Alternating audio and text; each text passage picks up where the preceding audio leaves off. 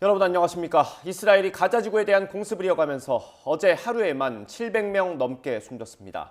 가자 지구 보건부 집계로 누적 사망자는 5,000명을 훌쩍 넘었습니다. 지상전이 시작되면 그 희생자는 크게 늘 수밖에 없는데 이스라엘은 일단 인질 문제 때문에 선뜻 나서지 못하고 있습니다. 대규모 인질 석방에 필요한 대화를 위해 지상전이 늦어질 거라는 보도가 나왔고 이스라엘군은 전술적 이유라고 확인했습니다. 신웅진 기자입니다. 팔레스타인 무장정파 하마스가 미국인 인질 2명에 이어 고령의 이스라엘 여성 2명을 추가로 석방했습니다. 풀려난 여성은 납치 과정에서 폭행을 당했지만 이후에는 적절한 식사 등 인간적인 대우를 받았다고 증언했습니다.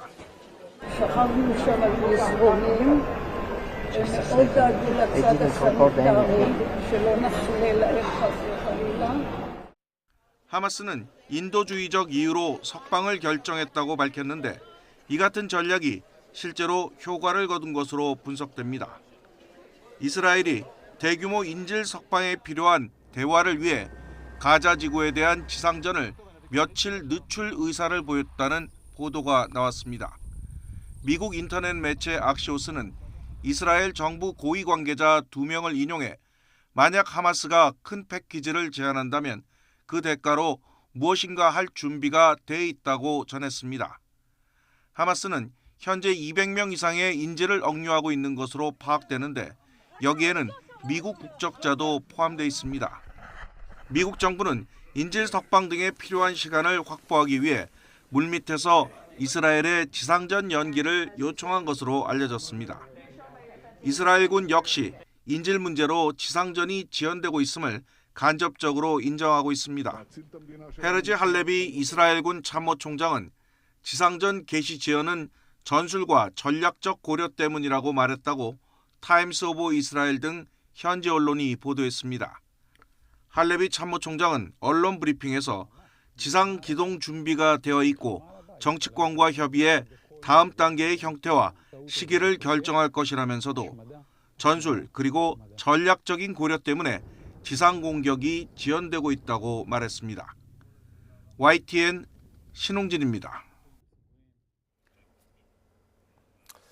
팔레스타인 가자 지구에서 하마스가 억류하고 있는 인질의 대규모 석방을 위한 협상이 진행 중이라고 이스라엘 현지 일간 하레츠가 보도했습니다.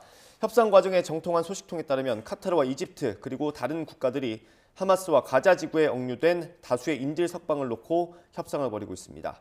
이 소식통은 카타르는 국적에 상관없이 모든 민간인을 석방하는 조건을 두고 하마스와 협의 중이라며 협상은 진행되고 있지만 지금까지 돌파구는 열리지 않았다고 상황을 전했습니다.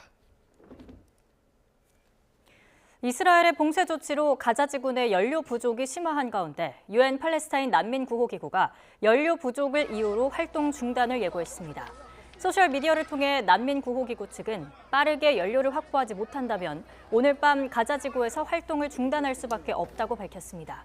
이 기구가 활동을 중단할 경우 최근 이집트를 통해 가자 지구에 전달되는 소규모 구호품 지원도 어렵게 될 전망입니다. 이런 가운데 의료 체계도 무너지고 있습니다. 영국 일간지 가디언은 폭격으로 인한 부상자와 폭격을 피하기 위한 인파로 가자 지구 병원들이 포화 상태라며 치료에 필요한 최소한의 필수 공급품까지 끊겨서 한계에 내몰리고 있다고 보도했습니다. 발전기를 돌릴 연료도 없어 휴대전화 불빛에 의지해 수술을 하고 있고 마취제나 소독제도 부족해 식초를 사용하고 있다고 밝혔습니다. 일부 병원에선 수백 명이 복도에서 생활하고 화장실 한 곳을 모두 나눠 쓰고 있어서 위생 우려도 커지고 있다고 전했습니다.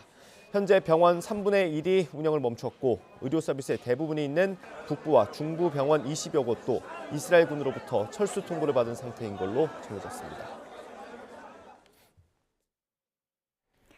전쟁이 비극적인 이유 가운데 하나는 극심한 아동 피해 때문이겠죠.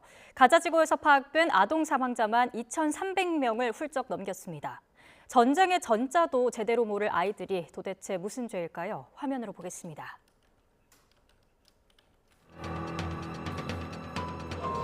والله يغطي رجله يابا غطي لا يبرد غطي ابني لا يبرد بالله عليك بالله عليك ابني لا يبرد يابا يا ابو العين 도포에 쌓인 아이를 부여잡은 아버지. 아이 얼굴을 몇 번이나 쓰다듬어 보고 껴안으며 절규를 합니다. يابا 아쉬운 마음에 입맞춤도 보였지만 이미 감긴 눈을 다시 뜨게 할 수는 없습니다.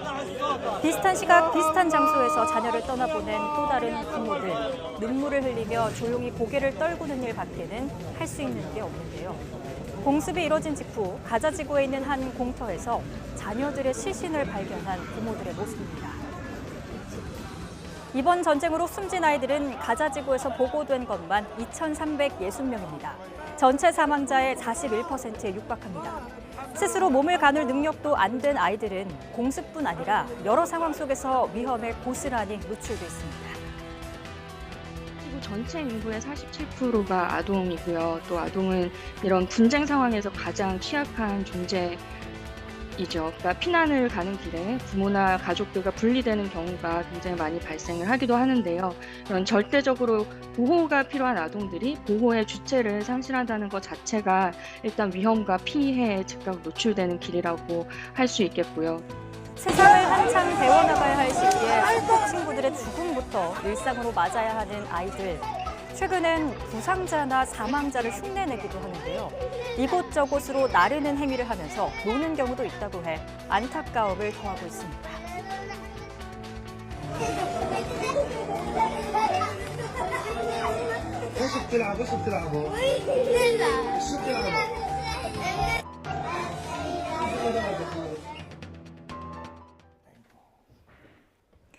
럼피스킨병이 그동안 발생하지 않았던 충북에 이어 강원도에서도 확진 사례가 나오자 방역당국이 백신 접종 대상을 전국 소농가로 확대했습니다.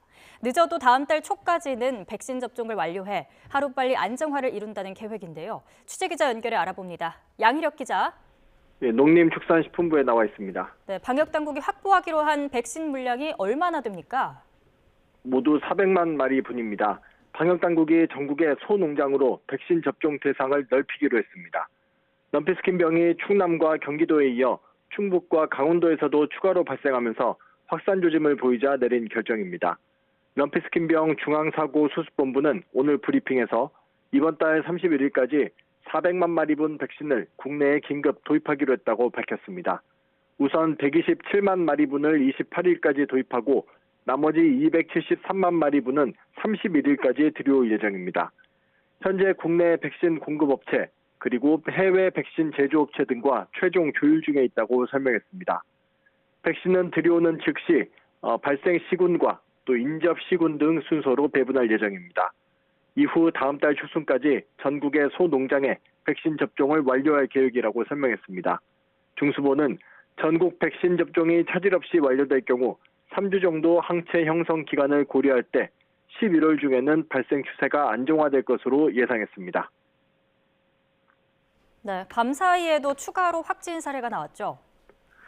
네, 소바이러스성 질병인 럼피스킨병 확진 사례가 국내에 처음 나온 지 6회째인데요. 어제 하루 10건이 발생한 데 이어 밤사이 2건이 추가로 발생했습니다.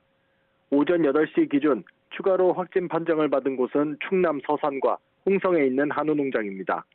이로써 럼피스킨병 확진 농가는 현재까지 모두 29곳으로 늘었습니다. 의심 신고가 접수된 7건도 현재 검사 중이어서 확진 사례는 추가될 수 있습니다. 게다가 현재 전북 부안에 있는 한우 농장에서도 럼피스킨병 양성 반응이 나와서 최종 검사 결과를 기다리고 있습니다. 만약 최종 확진 판정을 받게 되면 전라북도 지역도 럼피스킨병에 뚫리는 셈입니다. 중수본은 전국의 백신 접종이 완료될 때까지 발생 시군이나 인접 시군 농장에 소이동을 제한하고 있습니다. 가축 분뇨의 경우에도 정밀 검사를 진행한 뒤 음성인 경우에만 이동을 허용할 방침입니다. 또 럼피스킨병의 주요 매개체인 모기와 파리 등 흡혈곤충을 집중 방지하기 위해 농장 주변의 소독과 서식지 제거 작업을 벌이고 있습니다. 중수본은 모든 소사육 농가들은 흡혈곤충 방제를 철저히 해달라며 의심 증상을 확인하는 즉시 가축 방역기관에 신고해달라고 당부했습니다. 지금까지 농식품부에서 YTN 양희덕입니다.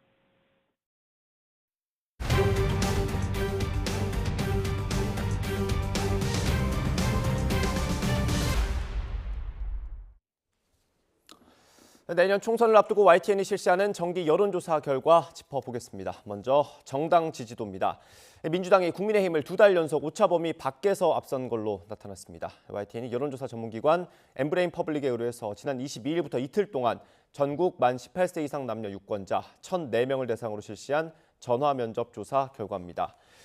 국민의힘을 지지한다는 유권자는 지난달 같은 조사보다 0.8%포인트 오른 27.8%, 민주당 지지도는 1.3%포인트 오른 35.7%로 나타났습니다. 오차 범위를 넘어서는 7.9%포인트 격차로 민주당이 높았습니다. 정의당 지지층은 1.4%였고 지지 정당이 없거나 모른다고 답한 무당층 34%로 나타났습니다. 내년 총선 투표 의향 관련 질문에는 전체 응답자의 75%가 반드시 투표하겠다고 답했고 가능하면 하겠다는 답변이 19%로 유권자 대부분이 투표할 뜻이 있는 걸로 나타났습니다. 내년 총선 성격과 관련해서는 야당의 힘을 싣는 선거라는 답변이 49.5%로 여당의 힘을 실어주는 선거라고 답한 31.8%보다 많았습니다. 내년 선거 결과를 어떻게 예측하느냐 물음엔 40.8%가 민주당이 더 많은 의석을 얻게 될 거라고 봤고 국민의힘이 더 많은 의석을 차지할 거란 전망은 14.6%에 그쳤습니다. 전체 질문지를 포함한 자세한 내용은 중앙선거 여론조사 심의위원회 홈페이지를 참고하시면 됩니다. 다음 대통령 지지율입니다. 윤석열 대통령이 일을 잘하고 있다고 생각하는 유권자는 30%로 집계됐습니다. 역시 YTN이 여론조사 전문기관 엠브레인 퍼블릭에 의뢰해서 지난 22일부터 이틀 동안 전국 만 18세 이상 남녀 유권자 1,004명을 대상으로 실시한 전화 면접 조사 결과입니다. 윤 대통령에 대한 긍정평가 30%, 부정평가는 65%로 나타났습니다. 지난달 YTN 조사 때보다 긍정평가는 4.2%포인트 떨어진 반면 부정평가는 4.6%포인트 올랐습니다. 차분하고 지혜로운 변화 등을 강조한 윤 대통령의 국정 운영 기조가 바뀔지에 대한 질문에 65.9%는 변화가 없을 거라고 답했고 24.3%는 변화가 있을 걸로 내다봤습니다. 윤 대통령이 취임 후 17개월 넘게 야당 대표와 만나지 않은 가운데 윤 대통령과 민주당 이재명 대표가 만나야 하는지에 대해선 유권자 10명 가운데 6명이 만나야 한다고 답했습니다. 김기현 2기 지도부에 대해 유권자 60% 이상은 쇄신 노력이 부족하다고 봤습니다. 민주당 내 이른바 가결파 징계에 동의한다는 의견은 30%대에 그쳤습니다. 조성호 기자가 보도합니다. 17%포인트 넘는 격차 완패. 임명직 당직자들이 일괄 사퇴하면서 당직 개편으로 돌파구를 찾아 나선 국민의힘 김기현 2기 지도부에 대한 생각을 물었습니다. 쇄신을 위한 노력으로 적절하다는 유권자는 19.4%에 불과했습니다. 3배 이상 많은 64.3%는 부족하다고 봤습니다. 국민의힘 지지층에서도 부족한 노력이란 답변이 절반을 넘었습니다. 여당 지지자 가운데 35.3%만 적절하다고 답했습니다. 내년 총선 수도권 위기론의 대응책으로 나온 영남권 중진들의 험지 출마론. 총선 승리를 위해서 저의 정치적 기득권을 내려놓습니다. 2024년 총선은 해운대가 아닌 서울에서 도전하겠습니다. 여당이 총선을 이기는 데 도움이 될까? 도움되지 않을 거란 유권자가 59%, 도움될 거란 의견은 22.5%에 그쳤습니다. 지지 정당을 막론하고 여당 중진의 험지 차출이 총선 승리에 도움되지 않을 거라고 내다봤습니다.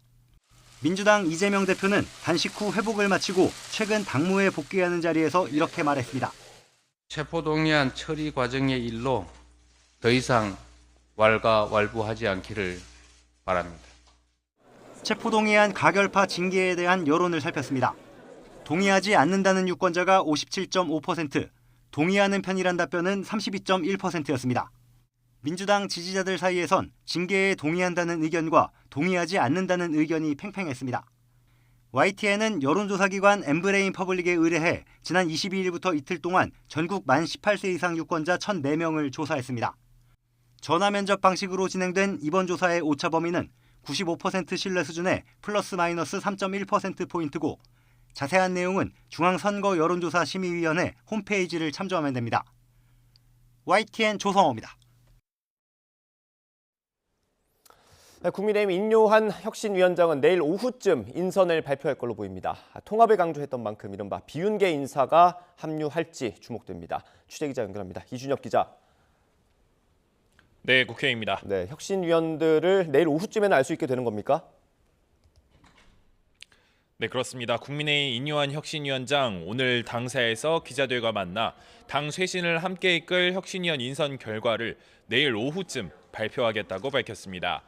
혁신위 출범 첫 일정으로는 다음 주 광주에 있는 국립 5.18 민주묘지를 찾겠다고 덧붙였습니다.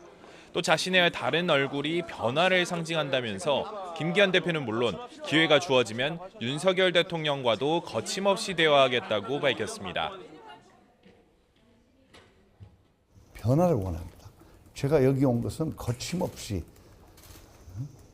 좀 망가져도 좀 희생이 돼도 여기서 굉장히 상처를 많이 받아도 최선을 다하겠습니다. 비윤석열계 인사가 합류해 통합형 인선이 이뤄질지가 관심인데 앞서 전남 순천갑 당협위원장이 합류 제안을 거절했다고 밝히는 등 과정이 쉽지는 않을 거란 관측도 나옵니다. 더불어민주당 이재명 대표는 비이재명계로 분류되는 송갑석 의원 사퇴 뒤 공석이 된 지명직 최고위원 인선을 놓고 고심을 이어가고 있습니다. 박성준 대변인은 최고위원회 뒤 기자들과 만나 지도부 사이에 어느 정도 의견이 모였지만 당내 여러 의견을 수렴하기 위해 발표 시점을 고민하고 있다고 밝혔습니다. 어느 정도 의견이 모아졌는데 당내 여러 목소리들이 있으니까 더 의견을 들어보자 이렇게 하시는 것 같습니다. 이번 국정감사에 대한 총평을 또 할 예정이기 때문에 그런 일정까지 다 고려하는 것 같습니다. 앞서 유력하게 거론되던 박정현 전 대덕구청장이 친이낙연계 박영순 의원의 지역구에 출마한다는 사실이 알려지자 당내에선 계파 갈등 우려가 제기됐습니다. 지명직 최고위원과 함께 원내대표 선거에 출마하며 사의를 표명한 김민석 전 정책위 의장의 후임으로 누구를 지명하는지가 이 대표의 통합 의지를 확인할 계기가 될 거란 분석이 많습니다. 네, 국정감사 소식도 정리해 주시죠. 네, 각 상임위가 하나둘씩 국정감사를 마무리하고 있는데 오늘은 보건복지위원회와 농해수위가 종합감사를 열었습니다. 보건복지부와 국민연금공단 등을 상대로 하는 복지위 감사에선 여야 위원들이 정부의 의대 정원 확대 방침에 대한 구체적인 실행 방안을 놓고 질의를 이어가고 있습니다. 또 배우 이선균 씨의 마약 사건으로 불거지고 있는 마약 중독 문제나 국민연금 고갈 문제 등도 다뤄질 전망입니다. 이 밖에 농해수위 종합감사에서 야당 위원들은 일본의 후쿠시마 원전 오염수 방류 이후 검출되는 삼중수소 농도가 심상치 않다며 정부의 대응책 마련을 촉구했습니다. 반면 여당 위원들은 1차 방류 뒤 이뤄진 해수부 해양방사능 조사에서 특이사항이 없었다며 맞섰습니다. 국토위는 인천국제공항공사를 상대로 공사가 일부 투자사업 총사업비를 축소해 발표했다는 의혹과 잇따른 보안 실패 문제를 지적할 것으로 보입니다. 지금까지 국회에서 전해드렸습니다. 네, 이어서 정치권 이슈 짚어보겠습니다. 오늘은 김재원 국민의힘 최고위원, 전병헌 전 청와대 정무수석과 함께합니다. 어서 오십시오. 안녕하십니까? 네, 반갑습니다. 저희가 혁신 얘기하기 전에 어제 국회에서 오랜만에 의미가 있을 수도 있는 합의가 나와서 좀 간단히 짚어보고 가겠습니다. 여야 원내대표가 본회의장 그리고 상임위장에서 피켓 시위를 하지 않기로 했고 또 고성 막말하지 않기로 합의를 했잖아요. 네. 일단 의미가 있어 보이기는 합니다. 어떻게 평가하세요?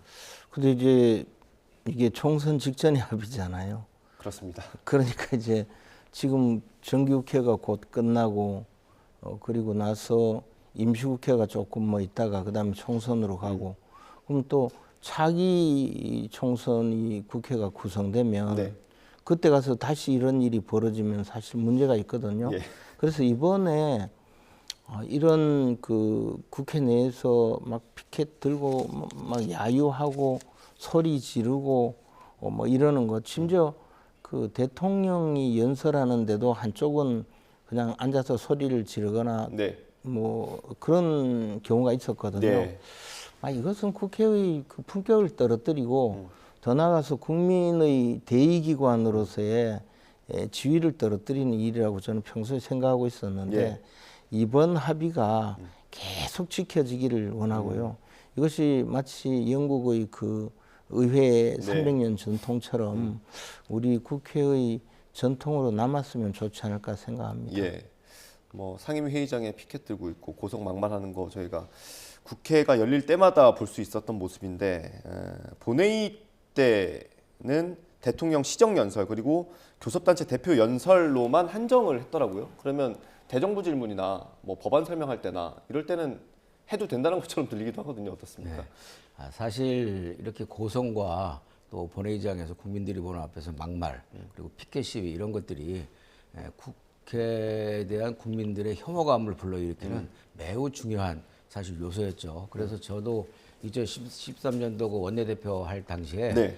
이런 문제들을 좀 1차적으로 해결을 하려고 그랬는데 그 당시에는 국정원 댓글이라는 또 아주 핫한 이슈가 있어가지고서 뭐 국정원 이슈 때문에 국정원 댓글 이슈 때문에 아주 고생만 많이 했는데 이번에 너무 잘 된 것 같습니다. 그리고 이번 지금 우리 김재현 최고께서 말씀하셨듯이 이번 합의를 계기로 해서 이런 것들이 좀 지속될 수 있었으면 좋겠고요. 기본적으로 그래도 이제 국민들은 우리 국회의원들은 국민들이 직접 뽑은 선량들 아닙니까? 그래서 조금 일반 시중의 사람들보다는 조금 더 격조 높은 그런 토론과 그런 그 논쟁이 진행되어서 국민들이나 학생들이 이 토론하는 방법에 대해서 국회를 좀 모범 삼아서 볼 수 있는 그런 시기가 좀 빨리 왔으면 좋겠습니다. 이게 말씀하신 대로 총선이 얼마 안 남아서 약간 혁신 경쟁처럼 가는 것 같기도 하거든요. 왜냐하면 국민의힘에서 최근에 현수막, 그러니까 정쟁 현수막을 다 내리기로 했잖아요. 근데 이번에 이걸 제안한 게 홍익표 원내대표가 했다고 하더라고요. 약간 그런 측면도 있을까요? 그러니까 지금 총선 전에 서로 점잖은 척 하는데 과연 총선도 그렇게 끌고 갈지 이른바 혁신 경쟁을 하고 국민들한테 지금까지 하던 그런 여러 가지 꼴사나운 일을 이제 우리는 하지 않겠다. 그렇게 하지만 과연 총선까지 그렇게 치러지는지 총선이 끝난 다음 국회는 그대로 이어질지 뭐 그것은 참 좀 지켜봐야 될 상황이죠. 근데 뭐 그런 것은 저는 미리 걱정할 필요는 없지 않는가 이렇게 생각이 돼요. 왜냐하면 일단 모처럼 여야 원내대표가 합의를 했고 또 뭐 언론을 비롯해서 국민들 정치권 모두가 다 환영하는 일색 아닙니까? 이런 그런 그 과정 속에서 앞으로 이제 총선까지 한 뭐 6개월여 이렇게 남았는데 그 총선까지라도 6개월여 좀 지속이 된다면 그것이 사실은 그게 국회 본연의 모습이거든요. 이제까지의 그 모습은 일탈된 모습이고 변칙적인 모습이고 그래서 본연의 모습으로 돌아간 상태에서 한 6개월 정도라도 지속이 된다면 다음 국회에서도 이것이 이어질 가능성이 높다. 왜냐하면 이것을 먼저 깨는 측은 국민들로부터 엄청난 질타를 받게 될 것이고 수구 회기, 구태 회기 이렇게 지탄을 받을 수밖에 없을 것이기 때문에 이런 문화를 우리 국민들이 잘 감시하고 그 국회가 유지할 수 있도록 그렇게 독려했으면 좋겠습니다. 당장 이달 말에 대통령의 시정연설이 있을 예정이고요. 그리고 다음 달 9일에는 노란봉투법 그리고 방송법을 민주당이 처리하겠다고 방침을 밝혔습니다.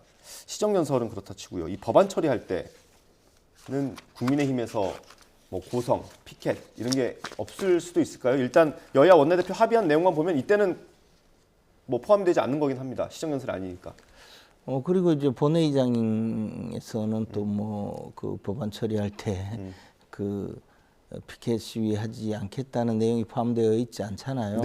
그런데 지금 사실 이른바 노란봉투법 뭐 그리고 몇 가지 법안들은 민주당이 과반수이고 여당 시절에는 거들떠 보지도 않다가 이제 와서 총선 전에 그 법안을 처리하고 그 이해 관계자들이 대통령의 거부권 행사를 보고 자신들에게 우리 정부 여당은 우리 편이 아니구나라는 마음을 먹도록 해서 결국은 투표를 하지 않도록 하기 위한 오로지 그런 정치적 쇼맨십에 의한 표결이기 때문에 그 표결을 막기 위해서 여러 가지 노력을 하지 않을 수가 없겠죠. 그래서 저런 식의 그 비신사적이고 부도덕한 그 야당의 행위에 대해서 뭐 그렇다고 여당이 가만히 앉아 있으면 네. 또 그것도 문제가 되는 그런 상황이 되기 때문에 참 힘들고 아쉬운 상황이죠. 힘들 수 있겠습니다. 일단 뭐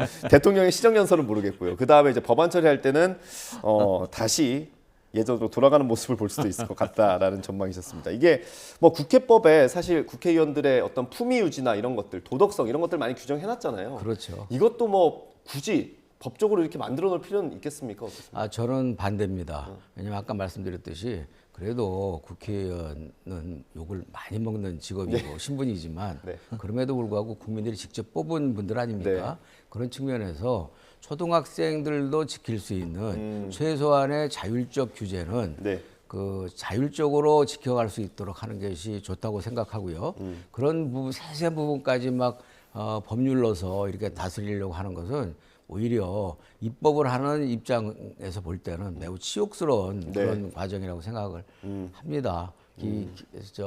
우리 공자님 말씀도 예치와 덕치가 우선이고 법치가 최하위 순서라고 했는데 굳이 법까지 들이대서 국회의원들의 뭐 일거수일투족을 다 그 법적으로 제한하고 감시할 필요는 없지 않느냐. 가장 중요한 것은 국민의 눈이고 그 눈을 통해서 바라보는 국민들의 인식과 신망이다 이렇게 생각합니다. 알겠습니다. 근데 기왕에 뭐 한 말씀만 더 드리자면 이 의회 역사가 가장 오래된 나라가 영국이거든요. 영국도 여당과 야당과의 그 거리를 두기 위해서 중앙 통로를 굉장히 좀 넓게 했어요. 가보면. 근데 그게 그 국회 안에서 의원들이 칼을 뽑아서 서로 싸울 수 없도록 그 거리를 뒀다는 거거든요. 그러니까 의회의 역사는 사실은 그런 시대적인 변화에 따라서 지금까지 온 것인데 지금 영국에서 수상을 앞에 놓고 토론한 걸 보면 굉장히 그 격렬하게 토론을 하거든요. 토론은 좋은데 우리처럼 토론이 안 되잖아요. 예, 우리처럼 좀 저질로 나오진 않았으면 좋겠어요. 고성과 막말은 좀 상가하는 그런 이제 국회가 되면 지금 국민들이 불신하고 혐오하고 있는 정치 그리고 국회의원 신분이라는 것에 대해서도 다시 생각하게 되고 국민들의 다시 한번 신뢰를 얻는 좋은 조건이 되지 않는가. 국회의원들에 대한 국민들의 신뢰야말로 민주주의의 기초다 이렇게 생각합니다. 알겠습니다. 일단 31일쯤 있을 대통령의 시정연설 그리고 다음 달 9일로 예고된 민주당이 추진하고 있는 각종 법안 처리 과정을 좀 지켜보시면 될 것 같고요. 국민의힘 얘기해보겠습니다. 임요한 혁신위원장이 임명이 됐고요. 아마 내일 오후쯤에는 혁신위원 면면을 저희가 확인할 수 있을 것 같습니다. 그런데 그 과정 중에 천하람 당협위원장이 제안을 받았는데 거절당했다는 게 확인이 됐습니다. 저희가 라디오 인터뷰 하나 가져왔습니다. 들어보겠습니다. 제 스스로 봤을 때도 좀 이게 모순적이고 결국 그게 아니라면은 제가 들어가서 김기현 대표 뭐 그냥 시간벌이하는 뭐 허수아비 혁신위원 같이 활동하게 될 위험성이 있는데 저는 뭐 김기현 대표 시간 버는 어떤 허수아비 혁신위원을 할 생각은 전혀 없습니다. 사실 하태경 의원 같은 경우는 혁신위원장을 하셨어야 될 정도의 격이셔서 제가 추천하는 게 적절한지 모르겠지만 하태경 의원 같이 하시면 좀 좋지 않겠나 이렇게 보입니다. 총선을 앞두고 있는 혁신위에서 공천 관련한 문제를 다루지 못하면은 이거는 맹탕입니다. 그래서 거기까지 가야 성공이 아니라 그게 혁신위의 최소한의 어떤 존재의의다. 저는 그렇게 생각합니다. 대표 경선에 뛰었던 인사지 않습니까? 아마 임요한 혁신위원장 입장에서는 혁신위의 의미를 부여하는데 아마 회심의 카드가 아니었을까 생각도 되는데 어떻습니까? 일단은 무산됐습니다. 뭐 더군다나 같은 뭐 순천 출신. 근데 사실 저 천하람 순천 당협위원장이 이 순천을 지역구로 두고는 있지만 순천 잘 있지 않고 주로 서울에 와 있고. 방송 인터뷰 잘 안 한다고 하던데요. 예, 아니 그리고 이제 뭐 우리 그 호남 지역의 당협위원장들 불만이 많아요. 순천 당협위원장 자리를 차지하고 있으면서 지역에 활동하지 않고 서울에 가 있고 그리고 호남 몫의 여러 가지 우리가 또 이제 천하람 위원장에 대해서는 많은 또 그 기대를 하고 뭐 당직도 많이 좀 배려를 하고 이렇게 했는데. 지금 이야기에서 임요한 혁신위원장이 우리가 다 알고 있듯이 정권을 부여받았다. 또 뭐 정권을 부여했다. 뭐 그런 이야기는 이미 수차 공언을 했고 네. 그 과정에 예를 들어 공천에 관련된 이야기를 하신다면 그에 전적으로 수용하겠다까지 이미 발표를 한 상태잖아요. 예. 그런데 천하람 위원장은 나는 혁신위가 공천을 다루지 않으면 껍데기밖에 안 된다, 허수아비다 이런 주장을 하면서 김기현 대표 체제를 연장시키는 혁신위니까 뭐 못 들어간다 이런 네. 이야기인데 제가 보기에는 뭐 그 전에 오히려 이제 탈당할 명분을 만약에 잃게 될까봐 예. 그런 마음이 아닌가. 지금 벌써 당내 몇 분들이 네. 탈당을 하고 있고 새로운 그 정당을 만들거나 새로운 정치 세력을 만들려 하는 그 과정으로 보이는데 자신의 목적 달성을 위해서 지금 일종의 당에 대한 공격의 수단으로 이 혁신위 합류를 거절한 것이지 지금 이야기하는 것은 전부 다 이 모순된 내용이거든요. 그렇습니까? 근데 그래서 반대로 생각해 보면요. 내가 탈당할 마음을 가지고 있고 명분을 쌓기 위해서라면 혁신위에 들어가서 열심히 해봤는데 당은 여전히 안 바뀌었다. 난 나갈 수밖에 없어. 이렇게 할 수도 있는 거 아닙니까? 그런데 이제 시간이 얼마나 갈지 모르고 지금 벌써 지금 신인규 그 전 부대변인 그분은 탈당을 하고 있고 지금 이게 뭐 자신들의 또 타임 스케줄이 있을 수가 있죠. 그래서 이제 뭐 혁신위가 어떤 결과를 내거나 혁신을 위해서 또 나름대로 성과를 내고 있을 때 그때 일종의 그 비판을 하기가 어려워질 수도 있기 때문에 뭐 저런 모습을 보이지 않았는가. 저는 어쨌든 좀 지금 이야기한 것은 모순에 찬 이야기고 자신의 정치적 입장을 강화하기 위한 한 가지 방법으로 혁신위에 합류를 거부했다고 생각합니다. 수석님 죄송합니다. 당 얘기라서 하나만 더 여쭤보겠습니다. 신인규 변호사의 탈당은 어느 정도 의미가 있습니까, 당에? 근데 이제 그분이 과거에 그 우리 당의 그 공모에 의해서 입당을 해서 이준석 전 대표 시절에 부대변인까지 하고 그렇게 했지만 굉장히 좀 그 당 전체 비판적인 활동을 하던 분이에요. 그리고 그 이후에 이제 이준석 전 대표가 물러가면서 일부 그 당원들 모아서 당 지도부를 공격하는 그런 일을 반복해 왔기 때문에 뭐 그 연장선에 있다고 봅니다. 알겠습니다. 이게 신인규 변호사의 탈당까지 묶어서요. 이게 어느 정도 신당 창당 좀 굵은 신당 창당의 어떤 모멘텀이 될 수도 있다고 보세요. 어떻습니까? 글쎄 이미 그 천하람 위원장의 그 뭐 혁신위원 그 뭐 참여 거부가 신당 창당의 그 모멘텀이라기보다는 그동안 이제 이준석 대표나 유승민 그 전 대표가 그 국힘당이면서도 국힘당 언저리에서 나름대로 쓴소리와 이제 바른 소리를 하려고 노력을 해왔지 않습니까? 근데 이제 그것이 들어가는 이제 그 먹혀 들어가는 것이 사실상 거의 없고 오히려 계속 바깥으로 내치는 그런 그 상황에 이른 거 아닙니까? 그래서 제가 볼 때는 이미 지난번 그 이준석 대표의 과도한 그 눈물은 헤어질 결심을 보인 눈물이다. 저는 그렇게 판단을 하고 있고요. 이번 뭐 그 혁신이 참여 여부가 뭐 구체적인 모멘텀은 아니라고 생각하고 다만 이번에 이제 인요한 위원장이 그 위원장을 하면서 아내와 자식을 빼고 다 바꿔야 된다 이런 이제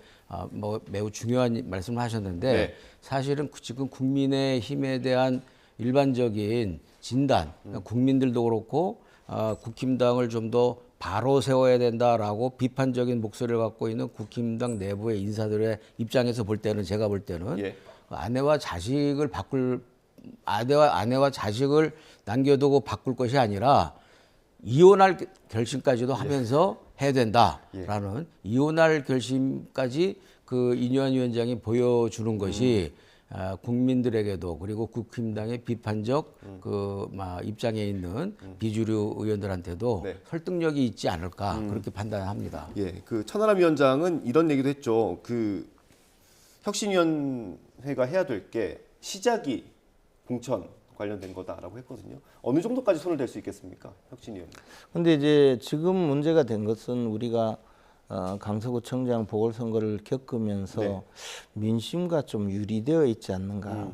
그래서 돌아선 민심을 우리가 다가가기 위해서 어떻게 해야 될지를 그것을 먼저 의논하고 당의 모습을 일신하는 것. 네. 그것이 혁신위의 주된 그 임무인데 공천 가지고 저렇게 이야기를 하기 시작하면 네. 이게 지금 공천은 아직 그 조금 시간이 남아 있거든요. 그리고 공천은 별도로 뭐 총선 기획단이든 또는 공천위원회든 아직도 그 역할이 많이 있는데 저는 이 천하람 위원장의 저런 이야기 내용 자체가 그렇게 진실성이 없다는 생각이죠. 본인이 실제 요구하고 그것을 통해서 달성하고자 하는 것이 아니고 이준석 전 대표도 기자회견을 하면서 대통령의 변화를 요구하면서 네. 마치 자신이 대통령에게 충언을 하는데 대통령이 받아주지 않아서 어쩔 수 없이 당을 떠나는 그런 식의 모습을 보여주려고 하고 있고 지금 신인규 전 부대변인도 마찬가지의 모습, 뭐 대통령이 당을 사유화한다, 뭐 이런 식의 비판을 하고. 그런데 지금 천하람 저분은 이제 혁신위원을 수락하지 않은 것이 예. 공천을 안 다루고 있기 때문에 지금 뭐 허수아비다 그런 주장을 하는데 지금 다루겠다는 거 아니에요. 공천의 뭐 대강. 그 다루겠다고 공식적으로 확인하진 않았죠. 어느 정도 범위가 될지는 아마 혁신위원들이 꾸려지고 그 사이에서 아마 논의가 될 것 같습니다. 심지어 네. 본인이 들어가면 자기가 주장을 하면 네. 예를 들어 본인이 자기 스스로 주장을 했는데 쓸데없는 소리 하지 마라는 핀잔을 들었다면 그때 가서 저런 이야기를 하면 네. 어느 정도 뭐 그럴듯한데 제가 보기에는 너무나 네. 이제 저는 탈당 자체가 임박해서 저러는 것 아닌가. 임박했다는 평가까지 해주셨습니다. 예, 그런 생각입니다. 그 인유한 혁신위원장이 오늘 기자들과 만나서 당대표하고 거침없이 대하고 기회가 있다면 대통령하고도 얘기를 해보겠다고 했습니다.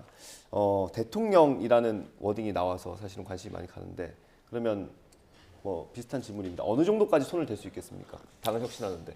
저는 그 지금 의혹에 있어서는 매우 그런 그 이제 지금 취임하고 얼마 안 됐기 때문에 얘기할 기회가 있기는 할까요? 네, 그 매우 긍정적으로 생각하는데요. 어찌됐든 그 혁신위원장이 저렇게까지 얘기를 했는데 윤 대통령이 혁신위원장에 대한 소통과 존중을 하지 않으면 그야말로 이제 혁신위는 국민의힘의 그리고 김기현 대표 이기 체제를 연장시키기 위한 허수아비다라고 입증하게 되니까 나름대로 노력을 해야 된다고 생각합니다. 왜냐하면 국힘당도 잘 돼야 민주당도 또 건강해질 수 있기 때문에 저 입장에서는 그래서 어찌됐든 좀 이 거침없는 단어도 매우 중요한 단어라고 생각하는데 거침없이 좀 얘기를 전달했으면 좋겠고요. 저는 국힘당의 혁신위는 가장 하기가 쉽다 이렇게 생각해요. 예. 공천의 문제가 아니라 국힘당이 지금 민심을 잃고 대통령 지지율이 갈수록 긍정과 부정의 격차가 벌어지고 있는 이유는 국민의 상식과 눈높이에서 자꾸만 벌어지고 있기 때문에 그런 것이거든요. 그래서 국민의 상식과 눈높이에 맞추는 노력을 1차적으로 혁신위부터 해나가면 상당히 좋은 효과가 있을 것이다. 예를 들어서 지금 당장에 아까도 잠깐 보도가 됐습니다만 원전 오염수가 방류되면서 일본 측에서 오염 문제가 없을 거다라고 했는데 지금 삼중수소 오염치가 의미 있게 변하고 있다는 거 아닙니까? 그런 부분에 있어서 이제까지 굴욕적인 대일 자세와는 다르게 좀 더 당당하고 떳떳하게 국민이 걱정하는 부분을 일본 측에 전달하는 노력. 그리고 홍범도 장군 흉상 철거뿐만 아니라 지금 김좌진 장군이나 안중근 의사 그리고 이회영 선생의 독립전쟁 연구실까지 철거를 지금 하고 있다고 하는데 이런 것들에 대한 중단 요구 그리고 내일 모레 이태원 참사 일주기가 다 돼 가는데 일주기가 다 돼 가도록 책임 있는 정부 당국자가 만나주지도 않고 하소연을 제대로 들어주지도 않은 이런 상황에서 이 인요한 위원장이라도 그 일요일 날 뭐 일주기 그 추도식이 있다고 하는데 네. 그 일주기 추도식에 참석을 해서 그 저 피눈물이 나고 있는 유가족들 그리고 그 참 속절없이 그 세상을 떠난 희생자들에 대해서 좀 넋을 위로하고 네. 그 유가족들도 격려해주는 그런 그 행보를 하면 그 뭔가 좀 그 인요한 위원장의 혁신위가 달라지는 것 아닌가라는 기대를 줄 수가 있다. 아주 손쉽다. 저렇게 네, 말씀드리고 알겠습니다. 싶습니다. 쉬운 일이라고 여러 얘기를 해주셨습니다. 앞으로 어떻게 될지 좀 지켜보고요. 이번엔 저희 YTN이 조사한 여론조사 결과를 좀 보겠습니다. 국민의힘이 강서구청장 보궐선거에서 패배한 이후에 당직 개편을 단행을 했는데 이게 쇄신이냐 아니냐를 놓고 저희가 물었습니다. 그래픽 좀 띄워주시겠습니까? 네, 국민의힘 당직 개편에 대한 인식입니다. 64.3%가 쇄신으로는 조금 부족하다. 그리고 19.4%는 적절하다고 답했습니다. 이게 22일, 23일 이렇게 이틀 동안 조사한 거라서 아마 23일 날 인요한 위원장이 임명되긴 했는데 그거는 아마 반영이 되지 않았을 것 같고요. 일단 당직 개편까지는 여기에 반영이 됐을 것 같습니다. 어떻게 보세요? 뭐 일단 저희 그 국민의힘으로서는 가용 자원을 최대한 활용을 한 것인데도 불구하고 국민들이 보기에는 조금 미흡했다라고 생각이 들고요.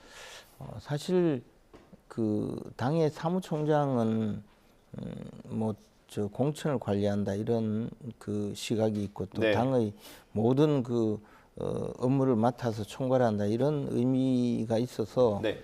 뭐 사무총장 인선을 주된 그 이번 이기 체제 변화의 척도로 본 것 같은데 네. 그 부분을 두고 약간 국민들이 그 비판적으로 보는 것 같아요. 근데 사실 앞에서 우리 전병헌 수석님 말씀하셨다시피 국민의 민심에 다가서지 못한 것을 우리가 바꾸기 위해서 네. 정책위 의장도 수도권 인사로 바꾸고 또 그 여의도 연구원장도 수도권 인사로 바꾸고 이렇게 해서 굉장히 그 문제를 바꾸기 위해서 노력하고 당 내부의 그 어떤 그 업무는 사실 누가 활용해도 괜찮다 이런 판단으로 이 인선을 한 것 같습니다. 저는 예. 그것이 잘못된 것은 아니라고 보는데 국민들 눈에는 좀 그런 면에서 미흡했다라고 생각이 듭니다. 알겠습니다. 저희가 시간이 다 돼가지고 여론조사 결과 하나 더 보겠습니다. 윤석열 대통령의 국정 운영 기조가 바뀔 것 같냐 아니면 변화가 없을 것 같냐 이런 부분에 대해서 저희가 물어봤습니다. 준비가 되면 좀 띄워주십시오. 일단 국정 기조에 변화가 있을 거다라고 기대한 응답자는 24.3%로 나타났고요. 변화가 없을 것 같다라고 답한 사람은 65.9%였습니다. 최근에 윤석열 대통령이 반성이라는 말도 언급을 했고 국민은 무조건 옳다 이런 얘기도 했는데 국민들이 보기에는 아직까지 좀 부족한 모양입니다. 어떻게 보세요? 지금 말씀하셨듯이 드렸듯이 홍범도 장군 흉상 철거 계속되고 있고 또 독립전쟁 영웅실 그 철거 계속되고 있고 원전 오염수 문제가 있다고 하는데 아무 소리 못 하고 있고 그리고 이제 정말 그 20세기 그 낡은 유물인 이념 그 전쟁 네. 이거를 갖다가 포기하지 않고 이번에 또 순방 가셔까지 이념 얘기를 또 꺼내들고 있고 하니까 국민으로서는 말로만 그 국민이 옳다 그리고 뭔가 그 소통과 변화를 해야 되겠다라고 하셨지 실질적으로 바뀌는 건 하나도 없지 않는가라고 판단할 수밖에 없지 않을까 이렇게 생각합니다. 네, 알겠습니다. 여론조사 결과까지 살펴봤습니다. 저희 시간이 다 돼서 오늘 말씀은 여기까지 드려야 할 것 같습니다. 김재원 국민의힘 최고위원, 전병헌 전 청와대 정무수석과 함께했습니다. 수고하셨습니다. 감사합니다. 네, 감사합니다.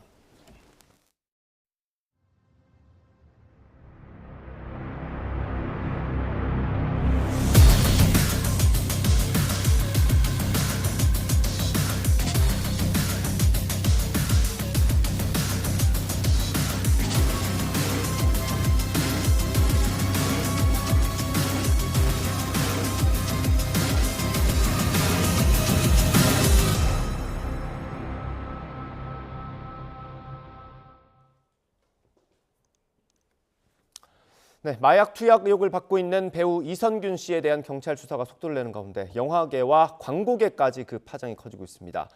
배우 유아인 씨에 이어 잇따르는 스타들의 사법 리스크로 작품 개봉이 미뤄지거나 취소되면서 제작진은 물론 배우와 스태프들이 피해를 떠안게 됐습니다. 차정윤 기자의 보도입니다. 충무로 스타였던 배우 이선균 씨의 마약 의혹에 가장 충격에 빠진 건 영화계입니다. 특히 지난 5월 프랑스 칸 영화제에 초청되며 기대를 모았던 탈출 프로젝트 사일런스는 내년 초 개봉을 앞두고 비상이 걸렸습니다. 제작비만 200억 원이 투입됐는데 이 씨가 주연인 만큼 모두 편집할 수도, 그렇다고 새로운 배우로 작품을 다시 촬영할 수도 없는 난감한 상황에 놓인 겁니다. 추창민 감독의 신작 영화 행복의 나라도 지난 2월 촬영을 마치고 후반 작업 중이었지만 개봉 여부가 불투명해졌습니다. 개봉을 기다리던 작품들이 줄줄이 연기되면서 제작진과 동료 배우, 스태프들도 피해를 고스란히 떠안게 됐습니다. 영화계 같은 경우에는 선지급 내지는 동시지급이 아니고 개봉하고 나중에 수익을 정산해서 좀 시일이 많이 걸리는 상황입니다. 선의의 피해자들이 스태프한테 발생할 수가 있거든요. 이들을 구제할 수 있는 이 씨가 피의자 신분으로 전환되면서 드라마 노웨이 아웃에서도 하차했고 광고계에도 불똥이 튀었습니다. 이 씨를 모델로 기용했던 교육 콘텐츠와 건강기능식품 브랜드도 해당 광고를 내리고 이 씨 얼굴 지우기에 나섰습니다. 경찰 수사를 통해 마약 투약 등이 사실로 확인된다면 법적 처벌과 별개로 이 씨 측이 업계에 져야 할 책임 역시 만만치 않을 것으로 보입니다. 상습 마약 투약 혐의를 받는 배우 유아인 씨도 다음 달 첫 공판을 앞둔 가운데 잇따른 스타들의 약물 파동으로 피해가 확산하고 있습니다. YTN 차정은입니다. 대장동 50억 클럽 의혹과 관련해 1심에서 뇌물 혐의 무죄를 선고받은 곽상도 전 의원이 8개월 만에 다시 검찰에 소환됐습니다. 검찰은 화천대유에서 성과급을 받은 아들과 경제 공동체가 아닌지 의심하고 있는데요. 곽 전 의원은 부인했습니다. 직접 들어보시죠. 아들이 받은 성과급으로 보석 그 보증금을 냈다는 사실이 혹시 맞을까요?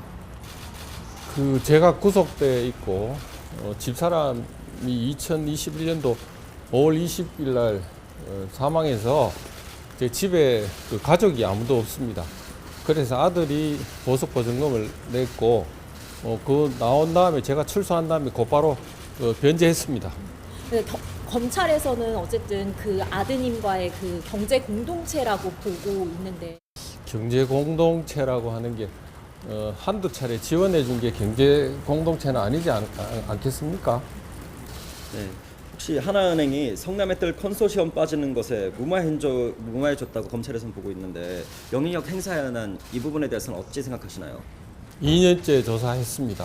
검찰이 2년 지금 조사하고 있습니다. 저하고 관련된 자료는 아무것도 없습니다. 저는 그때부터 지금까지 저하고 무관하다고 말씀드렸습니다. 경기 고양경찰서는 초등학교 5학년 남학생이 동급생들에게 집단 폭행을 당했다는 고소장을 접수해 수사에 착수했습니다. 초등학교 5학년 A군의 부모는 지난 8월 29일 하굣길에 A군을 집단 폭행한 혐의로 동급생 7명을 특정해 고소했습니다. 고소장에는 A군이 집단 폭행으로 크게 다치고 정신과 치료를 받고 있다는 내용이 담겼습니다. 경기 고양시에 있는 초등학교 담임교사가 학생들을 강제추행했다는 신고가 접수돼 경찰이 수사에 나섰습니다. 30대 남성 A씨는 경기 고양시에 있는 초등학교에서 수개월 동안 담임교사로 근무하면서 학급 여학생들의 신체를 만지는 등 강제추행한 혐의를 받습니다. 경찰은 추행을 목격한 학생 부모의 신고를 받은 교감의 신고로 A씨를 체포했고 구속영장 신청을 검토하고 있습니다. 현재까지 경기도 교육청이 파악한 피해 여학생은 8명입니다. 지난 8월 태어난 아기가 18,000여 명으로 8월 기준 역대 최저 기록을 경신했습니다. 통계청이 발표한 8월 인구 동향을 보면 출생아 수는 18,984명으로 지난해 같은 달에 비해 2,978명, 12.8% 줄었습니다. 8월 기준 11달 연속 역대 최소 기록이자 2008년 8월 14.2% 감소 이래 최대폭 감소입니다. 국보급 조선 백자 다랑아리가 경매에서 34억 원에 낙찰돼 국내 경매 최고가 기록을 경신했습니다. 이전 기록은 지난 2019년 6월 달 항아리로 31억 원이었습니다. 이번에 34억 원에 낙찰된 달 항아리는 높이 47.5cm에 모양이 완전한 원에 가까워 형태미가 뛰어나고 은은한 유백색을 띠고 있어 출품 전부터 국보급이라는 평가를 받았습니다. 오늘 낮 동안 따스한 가을볕이 내리쬐며 기온이 크게 오르겠습니다. 서울이 한낮에 22도, 남부지방은 대구가 23도까지 올라 예년 기온을 3, 4도가량 크게 웃돌겠는데요. 다만 낮 기온이 크게 오른 만큼 일교차도 15도 안팎으로 극심하게 벌어져 조심하셔야겠습니다. 현재 중부지방은 구름 많고 남부지방은 대체로 맑은 모습입니다. 아침에 끼었던 안개는 거쳤지만 낮 동안 방무나 연무가 남아있는 곳이 있겠습니다. 건조한 서풍이 불어드는 동해안 지역은 대기가 점점 더 메말라 가고 있습니다. 강원 북부 동해안에는 건조주의보가 발효 중이니까요. 단풍 나들이 가신다면 산불 등 화재 사고가 발생하지 않도록 각별히 유의하시기 바랍니다. 오늘 낮 기온은 어제와 비슷하거나 조금 높겠습니다.